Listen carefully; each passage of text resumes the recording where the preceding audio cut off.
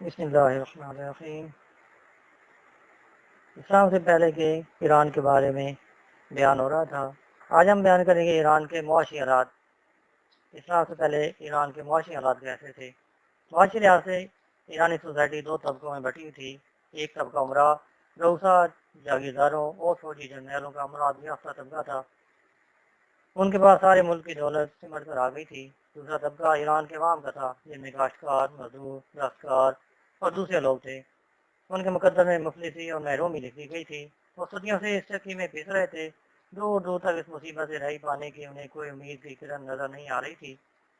اگرچہ ایران کا سرکاری مذہب زرتشتی تھا اور اس کی شریعت میں زراعت کو بڑی اہمیت حاصل تھی، ان کی مذہبی کتابوں میں اس پیشہ کو عظیم اور مقدس پیشہ کہا گیا۔ اس کے باوجود کسانوں کی حالت قابل رحم تھی۔ وہ اپنی زمین کے ساتھ بندھے ہوئے تھے۔ ان سے ہر طرح کی بےگار اور جبری خدمت دی جاتی تھی۔ جب فوج کسی میدان جنگ کی طرف کوچ کرتی تو ان بیچارے کسانوں کے بڑے بڑے گروہ ان کے پیچھے گھسٹتے چلے جاتے تاکہ فوجیوں کی خدمت بجا لیں اور ان کے ہر حکم کی تعمیل کے لیے حاضر رہیں۔ اس پر مزید ستم یہ کہ ان غریبوں کی کسی قسم کی تنخواہ یا اجرت سے حوصلہ افزائی بھی نہیں ہوتی تھی۔ قانون بھی اس غریب طبقہ کی زیادہ حمایت نہیں کرتا۔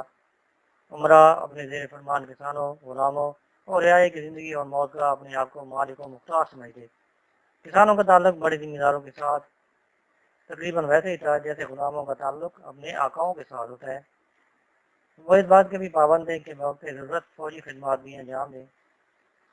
ٹیکسوں کا سلسلہ ختم ہونے میں نہیں آتا تھا۔ نت نئے ٹیکس کاشتکاروں پر لگائے جاتے تھے، جنہوں نے ان کی کمر توڑ دی تھی۔ اس لیے بہت سے کاشتکاروں نے زراعت کا پیشہ ترک کر دیا۔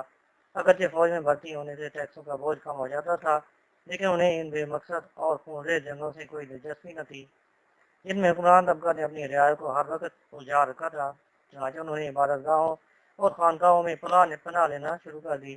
اس سے بے روزگاری اور جرائم کی گرم بازاری میں روز بروز اضافہ ہوتا جاتا تھا۔ لوگ ناجائز طریقوں سے روپیہ بٹورنے کی بیماری کا بری طرح شکار ہو گئے تھے۔ خسرو نوشیروان، جو تاریخ میں نوشیروان عادل کے نام سے مشہور ہے، اس نے ایران کے لگان کے نظام میں اصلاحات کیں، لیکن ان اصلاحات سے کسانوں کی مشکلات اور عوام کا بوجھ کہاں تک کم ہوا؟ اس کے بارے میں پروفیسر آرتھر کی رائے ملاحظہ فرمائیں۔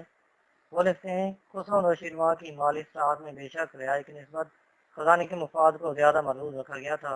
عوام الناس اسی طرح جہالت اور اسرت میں زندگی بسر کر رہے تھے جیسے کہ زمانے سابق میں بادنطینی فلسی جو شہنشاہ کے یہاں آ کر پناہ گزین ہوئے تھے، ایران سے جلد برداشتہ خاطر ہو گئے۔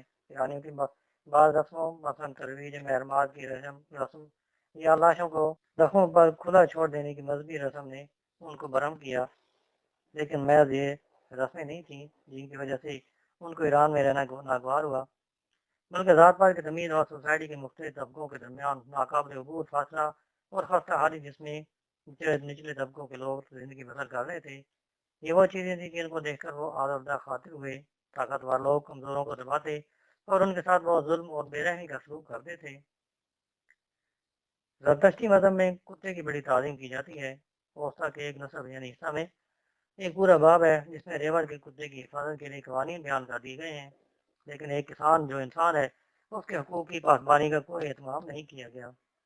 ستم بالائے ستم یہ کہ محصول اور لگان ادا کرنے کا تقریباً سارا بوجھ اس طبقہ پر لاد دیا گیا تھا جو پہلے ہی غربت، افسوس، محرومیوں اور مجبوریوں کے شکنجہ میں کسا ہوا تھا اور کرا رہا تھا۔ خسرو نوشیروان، جو تاریخ میں نوشیروان عادل کے نام سے مشہور ہے، اس نے لگان کے بارے میں جو اصلاحات کیں ان کے مطابق ایران کے عوام کو دو قسم کے محصول ادا کرنا پڑتے تھے۔ ایک خراج جو زمین کی پیداوار سے دیا جاتا تھا اور دوسرا جزیہ۔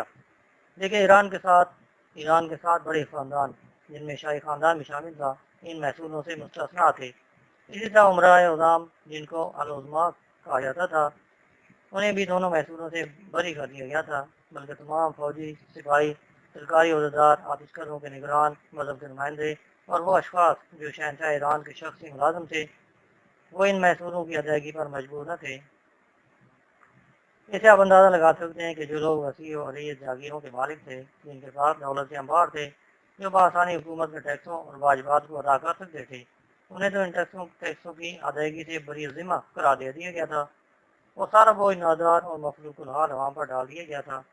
اس وجہ سے امیر اور غریب میں جو خلیج پہلے بھی وسیع تھی وہ مزید وسیع ہو گئی اور عوام کو حکومت کے لگان ادا کرنے میں گناہوں دقتوں اور پریشانیوں کا سامنا کرنا پڑتا۔ ایک مورخ لکھتے ہیں کہ گورنمنٹ کی آمدنی کے بڑے بڑے ذرائع خراج اور شخصی ٹیکس تھے۔ شخصی ٹیکس کی ایک خاص قسم سالانہ مقرر ہو جاتی تھی جس کو محکمہ مالیات مناسب طریقے سے ادا کے نظام پر تقسیم کر دیتا۔ خراج کی وصولی اس طرح ہوتی تھی کہ زمین کی پیداوار کا حساب لگا کر ہر ضلع سے اس کی زرخیزی کے مطابق چھٹے حصہ سے 1/3 تک لیا جاتا۔ خراج اور ٹیکس کے لگانے اور وصول کرنے میں محصلین خیانت اور استحصال بالجبر کے مرتکب ہوتے تھے، اور چونکہ قاعدہ مذکورہ کے مطابق مالیات کی رقم سال بسال مختلف ہوتی رہتی تھی، یہ ممکن نہ تھا کہ سال کے شروع میں آمدنی اور خرچ کا تخمینہ ہو سکے۔ بسا اوقات نتیجہ یہ ہوتا تھا کہ ادھر جنگ چھڑ گئی اور ادھر روپیہ ندارت۔ ایسی حالت میں پھر غیر معمولی ٹیکسوں کا لگانا ضروری ہو جاتا اور تقریباً ہمیشہ اس کی رد مغرب کے مالدار صوبوں خصوصاً باب البر پڑتی تھی۔ مختلف قسم کے لگانوں، ٹیکسوں، خراجوں اور دیگر ذرائع سے سرکاری خزانہ میں جو دولت جمع ہوتی اس میں سے بہت کم حصہ عوام الناس کی فلاح و بہبود کے لیے خرچ ہوتا۔ جو سلاطین آئین جہاں بانی سے آزاد ہے وہ تو ملک میں سڑکیں بنانے، دریاؤں پر پل تعمیر کرنے، زیر کاش زمینوں کو آباد کرنے کے لیے دریاؤں سے نہریں نکالنے اور بند تعمیر کرنے کی طرف کافی توجہ دیتے تھے۔ نوشیروان جب تک نشین ہوا تو اس نے بدر جمہر کو، جو اس کے لڑکے کا تاریخ کا استاد تھا، اپنا وزیر بنایا۔ اس نے جاگیرداروں کی فراہم کردہ غیر منظم فوج پر اعتبار کرنے کی بجائے ایک باقاعدہ فوج منظم کی جس کو جنگ کے قواعد و ضوابط کی تعلیم دی گئی اور اس کو اس قابل بنا دیا گیا کہ وہ ہمہ وقت اپنے ملک کے دفاع کے لیے اور دشمن کے کسی ناگہانی حملہ کو پسپا کرنے کے لیے تیار رہے۔ اس نے شہروں کو پانی فراہم کرنے کے لیے، زرعی کھیتوں کی آبپاشی کے لیے ڈیم تعمیر کیے اور نہریں کھدوائیں، بہت سی بنجر زمینوں کو قابل کاشت بنایا اور ان زمینوں میں کھیتی باڑی کرنے والے کسانوں کو مویشی آلات، زراعتی کشاورزی اور بیج فراہم کیے۔ اس نے پلوں اور سڑکوں کی مرمت کی اور ان کی حفاظت کا بندوبست کر کے تجارت کو بڑا فروغ دیا۔ اس نے اپنی ساری طاقت اپنی رعایا اور حکومت کی خدمت کے لیے وقف کر دی۔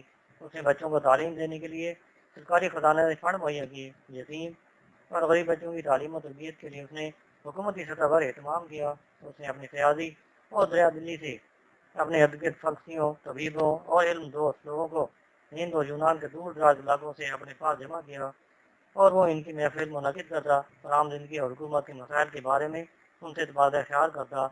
اس کی محفل میں ایک سوال پیش کی گیا کہ سب سے بڑی بدقسمتی کیا ہے؟ یونان کے ایک فلسفی نے اس کا جواب یوں دیا، مفلسی اور بڑھاپے کی کمزوری۔ ایک ہندو نے جواب دیا کہ ایک بیمار جسم میں پریشان دل۔ آخر میں خسرو کا وزیر بدر جمہر نے کہا، میرے نقطہ نظر سے سب سے بڑی بدقسمتی یہ ہے کہ کوئی شخص اپنی زندگی کے انجام کو قریب آتے ہوئے دیکھے، اس سے بیشتر کہ اس نے کوئی نیک کام کیا ہو۔ سب حاضرین اور خود نوشیروان نے اس جواب کو بہت پسند کیا، لیکن بہت کم ایسے سلاطین تھے جو ملک کی آمدنی کو رفاہ عامہ پر خرچ کرتے۔ بادشاہ کا اپنا ذاتی خزانہ بھی تھا جس میں قیمتی اشیاء جمع کی جاتی، غنیمت کا سارا مال بادشاہ کی ذاتی ملکیت شمار ہوتا۔ بعض وسیع و عریض جاگیریں بادشاہ کی ذاتی ملکیت ہوتی جس سے اس کو بے پناہ آمدنی ہوتی۔ علاقہ آرمینیا کی سونے کی کانوں کی ساری آمدنی بادشاہ کی ذاتی آمدنی تھی۔ باقاعدہ ٹیکسوں کے علاوہ رعایا سے نذرانے لینے کا بھی دستور تھا جس کو آئین کہتے تھے۔ اس آئین کے مطابق عید، نوروز اور میزبان کے موقع پر لوگوں سے جبراً تحائف وصول کیے جاتے۔ اس بے پناہ آمدنی کے باعث بادشاہوں کی زندگیاں عیش و عشرت میں گزرتی تھیں۔ تکلفات زندگی اور تعیشات اور سامان آرائش کی وہ بہتات تھی اور اس میں ان باریکیوں اور نکتہ سنجیوں سے کام لیا جاتا کہ عقل حیران رہ جاتی۔ فارسی مورخ شاہین مکاریوس کے بیان کے مطابق کسریٰ پرویز کے پاس 12,000 عورتیں تھیں، 50,000 اصیل گھوڑے، اس قدر سامان تعیش، محلات، نقد و جواہرات تھے کہ ان کا اندازہ لگانا مشکل تھا۔ محل اپنی شان و شکوہ اور عظمت میں جواب نہیں رکھتا تھا۔ ایک مورخ لکھتا ہے، تاریخ میں مثال نہیں ملتی کہ کسی بادشاہ نے ان شاہان ایران کی طرح داد عیش دی ہو۔ مورخین نے فرش بہار کی جس پر بیٹھ کر عمرہ ایران موسم خزاں میں شراب پیتے تھے تفصیل بیان کرتے ہوئے لکھا ہے کہ یہ 60 گز مربع تھا، تقریباً 1 ایکڑ زمین کو گھیر لیتا۔ اس کی زمین سونے کی تھی جس میں جا بجا جواہرات اور موتیوں کی گلکاری تھی۔ چمن تھے جن میں پھولدار اور پھلدار درخت قائم تھے، درختوں کی لکڑی سونے کی، پتے حریر کے، کلیاں سونے چاندی اور پھل جواہرات کے بنائے گئے تھے۔ ارد گرد ہیرے کی جدول تھی، درمیان میں روشیں اور نہریں بنائی گئی تھیں، اور یہ سب جواہرات کی تھیں۔ موسم خدا میں پائیداران آل ساسان اس گلشن بے خدا میں بیٹھ کر شراب پیا کرتے، اور دولت کا ایک حیرت انگیز کرشمہ نظر آتا جو زمانہ نے کبھی اور کہیں نہیں دیکھا تھا۔ بادشاہوں کے علاوہ نمرا اور صاحب بھی زیادہ عیش لینے میں ایک دوسرے سے بازی لے جانے میں کوشاں رہتے۔ ان کے لباس عدد قیمتی ہوتے اور ان سے ان جلاز شان کا اندازہ لگایا جاتا تھا۔